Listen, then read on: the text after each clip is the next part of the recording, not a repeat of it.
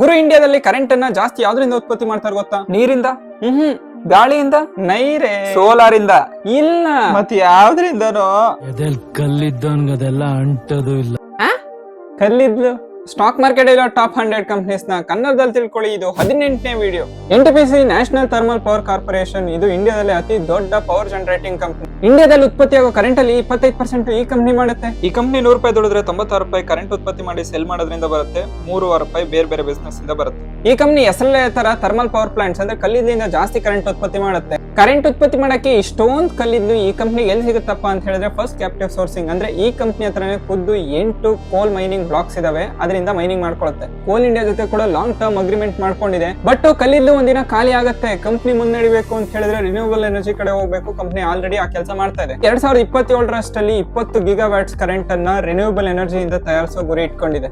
ಅಷ್ಟೇ ಅಲ್ಲ, ಇದೇ ಫಸ್ಟ್ ಟೈಮ್ ನ್ಯೂಕ್ಲಿಯರ್ ಪವರ್